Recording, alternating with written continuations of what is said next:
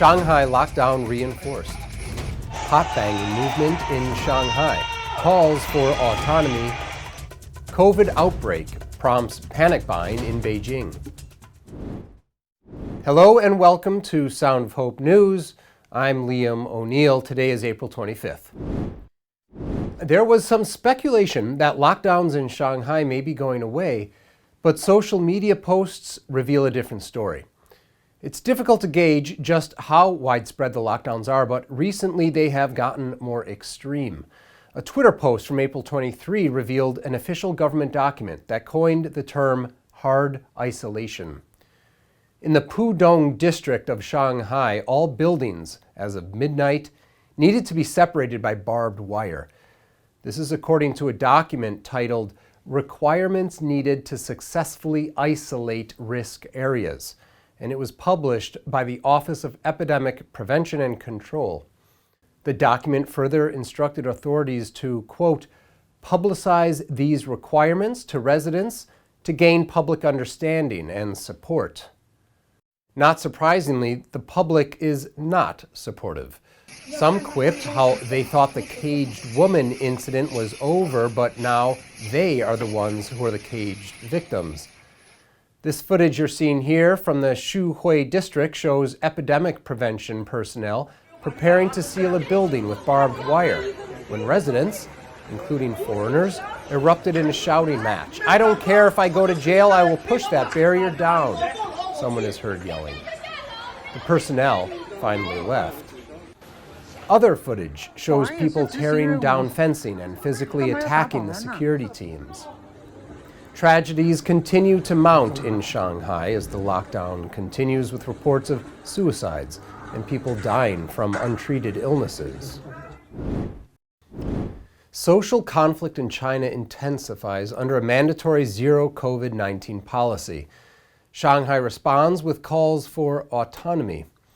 Since the 23rd of April, a message on Twitter has been calling residents of Shanghai's streets to shout from their balconies from 6:30 to 7 p.m. every night by knocking on pots and saying, "Another day the lockdown isn't lifted means another day the banging of pots won't stop." The tweet is signed Shanghai Self-Rescue and Self-Autonomy Committee, and the word autonomy is sure to make the authorities shudder. The demands put forward by the tweet have expanded from food and human rights to the rule of law and constitutionalism. Tweet appears to have had an impact. The evening of the 23rd, a clip showed that the Zhongfu community in Shanghai was collectively knocking on pots. A Weibo user wrote on the 24th that a nearby community started to beat the pots that evening. "I opened the window and heard, 'Deliver supplies, supplies, we want to eat,'" it said.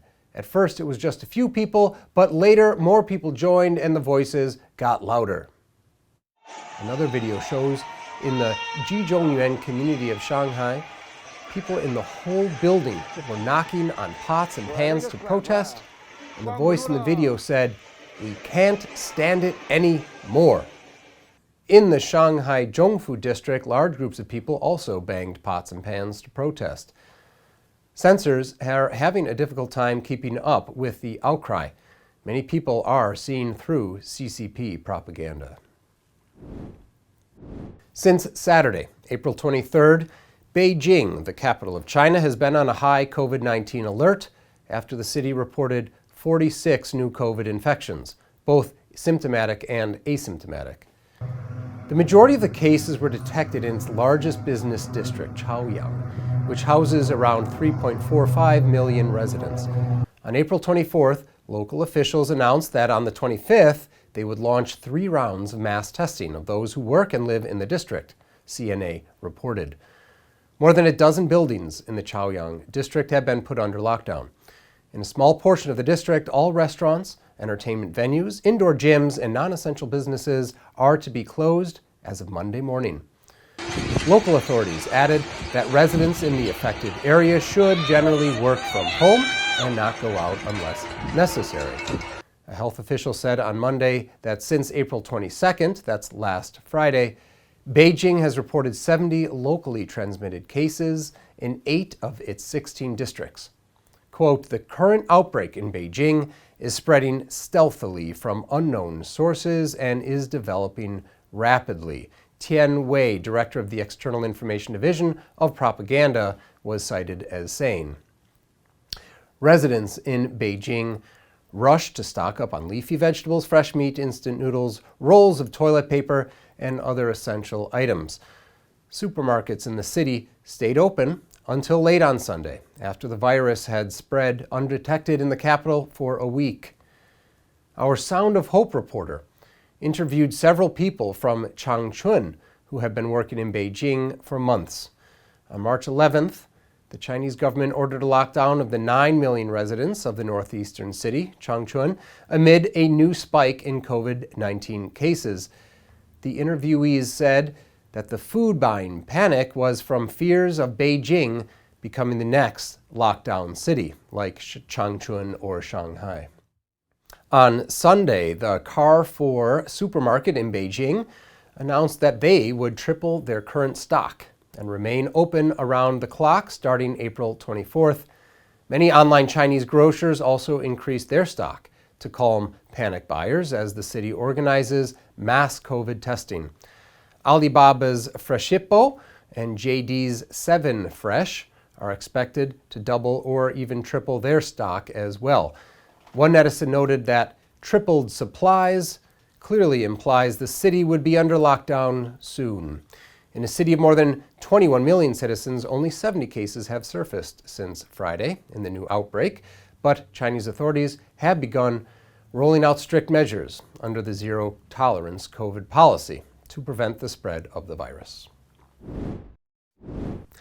The Communist Party of China, CPC, officially characterizes leaked internal information as rumors.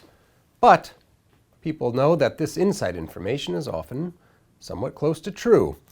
Recently, officials in the city of Nanchang, Jiangxi, dispelled internet rumors about city closure, stating that the message, "Nanchang will be closed for half a month," is false.